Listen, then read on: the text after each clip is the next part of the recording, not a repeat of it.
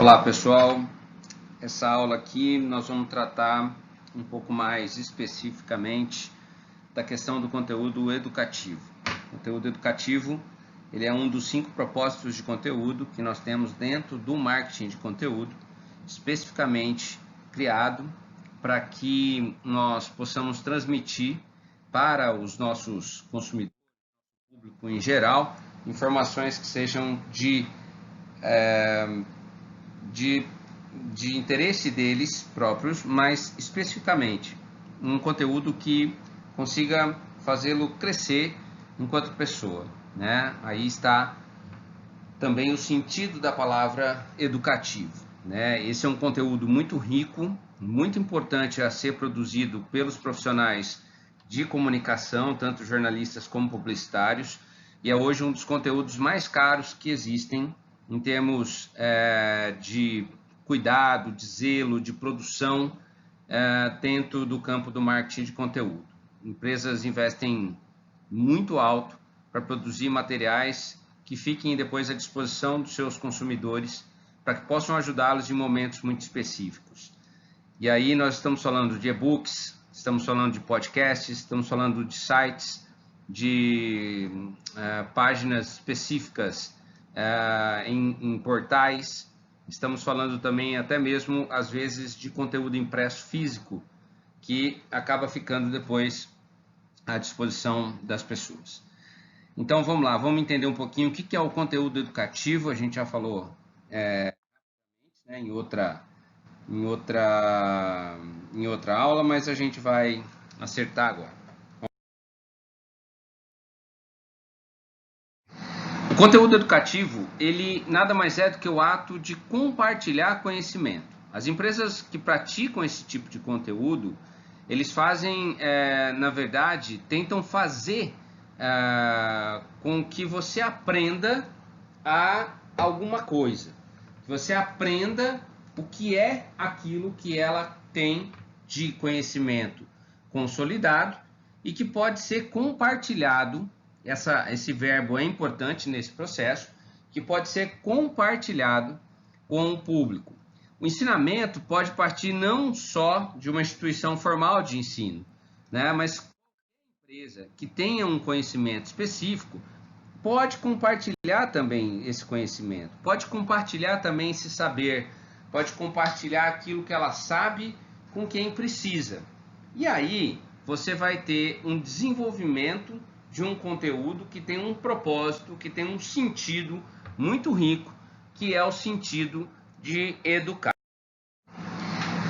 É só para a gente marcar, o conteúdo educativo está então dentro dos 5 propósitos da produção de conteúdo, que nós já falamos muito nessa aula, e que ele pode ser resumido nesses 5 verbos, né? Esses 5 propósitos, cada propósito desse pode ser resumido por um verbo. Ou seja, educar, entreter, serviço, inspirar e noticiar. Quer dizer, nós podemos educar a partir do educativo, fazer o entretenimento a partir do conteúdo cultural, apresentar um serviço a partir do utility, que é o conteúdo útil, também trabalhar a inspiração e motivação a partir dos conteúdos inspiradores, ou então praticar uma informação para o público em geral, de acordo com a necessidade dele. Então, esses são os 5 propósitos. O que nós vamos trabalhar com mais atenção agora é o educativo. Até que a morte nos separe é uma frase que sinaliza bem, representa bem a questão do conteúdo educativo. E não só a questão dessa relação com o casamento, com essa frase famosa nos casamentos, mas especialmente pelo fato de que quando a gente ensina alguma coisa para alguém, essa pessoa não esquece. Esse conhecimento fica marcado, esse conhecimento fica sempre com a pessoa. E mais, a pessoa não só não esquece o conhecimento que foi útil para ela, mas especialmente também não esquece a pessoa que o ensinou. Sempre eu falo aqui, né, que o conteúdo educativo, se você quer realmente entender qual é a importância e qual a utilidade no conteúdo educativo, basta você lembrar dos seus professores, especialmente aqueles professores que marcaram sua vida. Quem ensinou alguma coisa para você tem sempre o seu respeito. né? Então, nesse momento, ensinar ao público aquilo que a empresa sabe é possivelmente a forma mais eficiente de criar um relacionamento consistente. E olha só, nós estamos falando aqui, especialmente, gente, de produção de conteúdo como forma de relacionamento. Nós não estamos falando aqui de produção de conteúdo como forma de venda. A venda é um outro processo. A venda tem técnicas diferentes, é uma outra ciência. Quando falamos de produção de conteúdo, seja pelas redes sociais, pelas mídias digitais em geral, nós estamos falando aqui da criação de uma rede de relacionamento, em que estarão presentes a empresa e também os possíveis consumidores. Ou seja, esse cliente, esse possível cliente, ele pode vir a ser um grande consumidor da sua empresa, desde que ele entenda os valores ou o significado daquela marca. E esse significado vem muito a partir desse relacionamento, do contato direto, do dia a dia, exatamente com essas redes sociais, essas mídias digitais por onde trafegam as informações das empresas. Quais são os benefícios, então, da produção de conteúdo?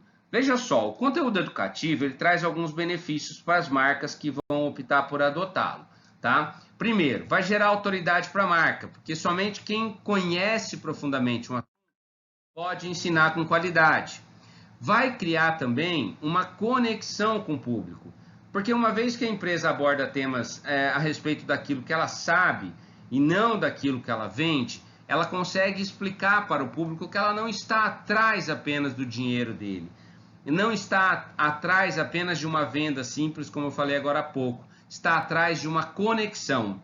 E especialmente, o conteúdo educativo permite, gente, uma relação contínua, uma vez que esse conteúdo ele nunca termina. A gente falou agora há pouco, o conhecimento ele é infinito, especialmente quando ele está armazenado em pessoas e não apenas em livros, né? Então, assim, do ponto de vista da obtenção de benefícios, o conteúdo educativo, por isso que ele é hoje um dos mais procurados e onde se investe mais a partir das empresas, principalmente para que se conheça melhor o público e se ofereça também para esse público um conteúdo com maior qualidade, né? Tem uma frase, né, tem uma frase que eu estou lembrando agora aqui do Nelson Mandela, né, um ex-líder da África do Sul, né, uma das pessoas mais importantes e influentes do século XX, né, que ele tem uma frase dele que se aplica muito dentro da questão do conteúdo educativo e eu acho que vale a pena a gente lembrar sempre. Ele fala o seguinte: educação é a mais poderosa arma que você pode usar para mudar o mundo. Ou seja, quando você educa, você transforma. Quando você educa, você emancipa. Quando você educa, você gera na pessoa uma motivação, uma superação. E isso é importante porque quem provocou essa motivação, quem provocou essa superação, quem provocou esse avanço, essa transformação vai ser sempre lembrado pela pessoa. Então, é nesse sentido que o conteúdo educativo é muito, muito importante. Quais são as melhores fontes de conteúdo educativo que a gente pode ter dentro da empresa, né? Então, dentro de uma empresa tem 4 fontes de conhecimento que podem ser usadas para a produção de conteúdo educativo dentro de um plano aí de produção de conteúdo, né, de content marketing. São os colaboradores, os especialistas de mercado, documentos da empresa e também a parte de curadoria. Vamos ver cada um deles. Bom, quem são os colaboradores? As pessoas são contratadas pelas empresas basicamente pelo conhecimento e experiência que têm numa determinada especialidade. E elas podem, então, e devem ser usadas como fontes primárias de informação, né? Ou seja, em alguns casos, elas terão habilidade até para produzir conteúdo escrito ou produzir um conteúdo audiovisual. Em outros casos, elas podem ser simplesmente entrevistadas pelo pessoal da comunicação, pelo pessoal do marketing, que depois vai transformar essas informações em um produto a ser oferecido. Ou seja, os colaboradores, os funcionários, as pessoas que estão diretamente ligadas à empresa e que têm um conhecimento específico, elas constituem uma fonte importante para a gente produzir materiais educativos. É como se eu tivesse, por exemplo, vou dar um exemplo aqui, eu tenho na minha empresa um economista muito bom, que cuida da área do financeiro, que é o diretor financeiro e tal. Mas ele pode ser uma fonte não só da minha empresa, mas ele pode ser uma fonte, por exemplo, para poder falar de economia doméstica, para poder falar de economia empresarial, para a gente poder criar uma cartilha de passo a passo de como se manter dentro de um processo de crise, para a gente criar um e-book que possa explicar quais são os melhores investimentos a médio e longo prazo para as pessoas fazerem, tendo como fonte ela. Quer dizer, nós não estamos falando do trabalho dela em si, específico dentro da empresa, mas sim do conhecimento que ela pode ter e que ela pode oferecer também para o nosso público. Então, se você olhar para a sua empresa, se você olhar dentro da sua empresa, você vai encontrar muitas pessoas que possuem esses conhecimentos e experiências, e você tem que saber aproveitar isso. Então, sempre olhar primeiro para dentro da sua empresa, porque a fonte principal ali, os colaboradores, estarão esperando por isso, e você ainda vai acabar transformando esse colaborador numa pessoa muito mais valorizada também dentro da empresa, porque ele vai se sentir muito valorizado ao ser contratado para transmitir aquilo que ele sabe, né? Uma outra de fonte são os chamados especialistas do mercado. Aí eu, além de usar os colaboradores como fontes, né, ou seja, o pessoal da produção de conteúdo, a gente vai entrevistar outras pessoas de mercado ou até mesmo pedir que elas produzam determinados conteúdos, mas aí nós estamos puxando pessoas de fora da empresa, né? São pessoas que eu tenho contato, ligação, que a empresa possui algum tipo de ligação e que pode em um momento ou outro oferecer para a gente, oferecer para a empresa um material interessante que possa ser compartilhado depois com o público em geral. Então, buscar especialistas sempre é muito bom. Se você não tem dentro daquele assunto que você quer passar, não existem colaboradores dentro da sua empresa, você pode buscar isso fora a partir dos especialistas. Uma outra fonte são os chamados documentos. Quer dizer, as empresas documentam todo o conhecimento que elas produzem, tudo que ela faz, tudo que uma empresa faz, no momento que ela abre as portas de manhã, até o momento que ela fecha à noite, está documentado. É claro que algumas empresas fazem isso de forma mais estruturada em processos, em programas de gestão de conhecimento, algumas publicações internas, intranets, outras não organizam isso da mesma maneira, que não significa que essa documentação de conteúdo esteja perdida. Na verdade, ela vai estar dispersa, mas se você procurar, você pode encontrar conteúdos educativos importantes que estão à sua disposição e podem ser oferecidos para os públicos em geral, né? Então, tudo que você encontrar em termos de conhecimento produzido pela empresa pode acabar sendo documentado em forma de manual, de e-book, de guias, outras estratégias que permitam que isso seja acessado a qualquer instante, né? Se você vai buscar, na verdade, assim, quando você vai trabalhar o conteúdo educativo nesse sentido dos documentos, isso vai te dar um pouco mais de trabalho, né? Isso vai te dar um pouco mais de insistência, né? Para você poder conseguir reunir esse material, mas isso pode ser bem interessante. E por fim, uma quarta fonte importante, né, que a gente pode usar como conteúdo educativo é que na maioria dos segmentos as informações acabam sendo rotineiramente publicadas nos meios digitais ou impressos, e aí o nosso time de produção de conteúdo pode usar essas publicações para abastecer suas ações de conteúdo educativo. Então a gente vai fazer uma busca, né, que a gente está falando aqui, que é fazer uma curadoria, fazer uma procura pela internet, pelas bibliotecas, pelas centrais de documentação, pelos centros acadêmicos, pelos sites de trabalhos acadêmicos, por informações que de repente possam ser resumidas por nós, pelo time de produção de conteúdo, e depois oferecidos em forma de produção de conteúdo educativo. É claro que eu tenho sempre, isso é importante, que eu tenho sempre que oferecer os créditos daquilo que eu puxei, mas é uma forma interessante de eu oferecer conteúdo educativo porque é um conteúdo que já está pronto, está pesquisado, está organizado, foi feito em outra fonte e eu só consegui pesquisar isso. Mas cuidado, hein, gente, onde você vai pesquisar, né? Vamos pesquisar em órgãos sérios, em sites muito sérios, né? E não ficar procurando coisas aí na Wikipedia, nesses lugares aí onde há muito compartilhamento de informações, onde a plataforma é muito aberta, porque você pode muitas vezes cair aí em alguma situação de informação errada, né? Então isso é importante. Você já vai fazer essa curadoria, a gente consegue oferecer esse material desde que a gente faça uma busca e uma pesquisa bem séria, né, para a gente poder usar essas publicações de terceiro. E sempre lembrando que a gente tem que dar o crédito.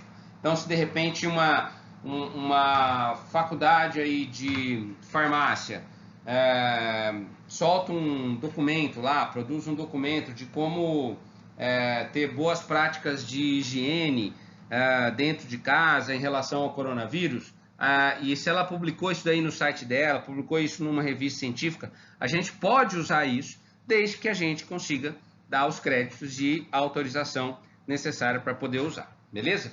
Então, ó, são as 4 formas que a gente tem, né? 4 fontes de conteúdo educativo que a gente tem, que são os colaboradores, os especialistas de mercado, os documentos e também a curadoria. Com relação aos canais de distribuição do conteúdo educativo, o conteúdo educativo ele pode ser distribuído por alguns canais muito convencionais de content marketing, né, de produção de conteúdo, desde que o objetivo central seja basicamente ensinar ao público, né? Então, os canais mais usados para esse tipo de finalidade são os chamados blog posts, são os e-books, são os e-learnings, são os eventos online, as lives, o livro impresso, o podcast pode ser usado, tem também o roadshow, o seminário virtual, o SlideShare, webinar, vídeo online, enfim, tudo aquilo que a gente consegue oferecer para as pessoas, né, de uma maneira limpa, sem muito entrave, e que a gente consiga fazer com que também ela tenha um acesso muito rápido, né, nesse tipo de situação.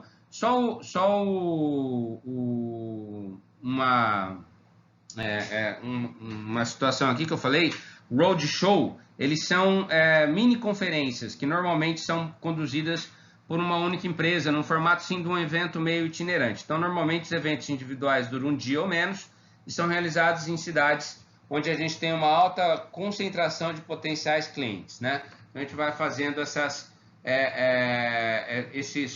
por isso chama roadshow, né? Que são eventos itinerantes. Então, a gente consegue ter esse tipo de conteúdo educativo sendo transmitido também nesse tipo de evento, né? O SlideShare também, para quem não sabe, o SlideShare funciona como uma espécie de YouTube de apresentações em PowerPoint, PDF e outros formatos também, tá? Ele acaba posicionando a empresa como conhecedora de certos conhecimentos para um público que faz umas buscas profissionais. SlideShare é uma divisão, para quem não conhece, é uma divisão do LinkedIn, né? É o YouTube de apresentações em PowerPoint, né? Então, são bem interessantes, são espaços bem legais assim para a gente poder também desenvolver. Webinars são seminários na web, né? Onde a gente consegue oferecer para as pessoas um material, uma apresentação bem mais focada, né? Visualmente o conteúdo é entregue muitas vezes slide por slide, né? Tal, mas na verdade um pouco isso que a gente faz agora na aula, né? Esse tipo de aula gravada, né? Mas isso é interessante porque gera muita proximidade, um contato efetivo da marca com o público, né? E tem um custo muito mais baixo. A gente consegue fazer o webinar sem ter que se deslocar, né? Então você consegue trabalhar isso sem o custo do deslocamento. Existem, na verdade, uma diferença entre o webinar e o webcast, que é interessante a gente conhecer, porque o webinar é uma aglutinação das palavras web e seminário, ou seja, é um seminário na web, né? E então é basicamente um evento ao vivo em que um palestrante ou um grupo de palestrantes, né, acaba transmitindo conhecimento a partir da tela, vai exibindo os slides, vai fazendo isso que eu estou fazendo agora, aparecendo ou não a imagem dele, no meu caso que não está aparecendo, né, mas são em seminários online. E o webcast é uma reunião das palavras web e broadcast. E aí, na verdade, é a transmissão do evento presencial por meio online. E aí a gente tem, na verdade, um evento que está acontecendo presencialmente, mas que é transmitido ao vivo pela internet, né? E pode ser gravado também e depois disponibilizado para as pessoas. Esses canais aqui, depois eu vou oferecer para vocês um estudo um pouco mais efetivo desses canais, em um conteúdo mais específico desses canais, para a gente poder ter um pouco mais de conhecimento. Mas, no fundo, os canais educativos mais usados, né, para conteúdo educativo, para essa finalidade de conteúdo educativo, são esses daí que a gente tem à disposição. E aí, eu tenho só aqui não chega a ser um case, é só um exemplozinho bem rápido para a gente finalizar, da Schneider Electric, que é uma empresa especializada em gerenciamento de energia, e ela tem uma atuação global, tem um faturamento de mais de 25 bilhões de dólares por ano, e ela mantém, interessante aqui, ó, que eu quero citar como exemplo, né, de empresas que investem em conteúdo educativo. Essa empresa, a Schneider Electric, ela mantém a Universidade da Energia. Ela é uma plataforma e-learning, ou seja, você estuda pela internet, e está disponível em 12 idiomas, em que você tem ali totalmente gratuito toda uma informação, todo um conhecimento que é derivado do próprio conhecimento da Schneider Electric, né? Então, a Susan Hartman, que é a gerente global de projetos da Schneider, ela fala o seguinte: nós acabamos entendendo melhor nosso público graças aos dados que nós coletamos.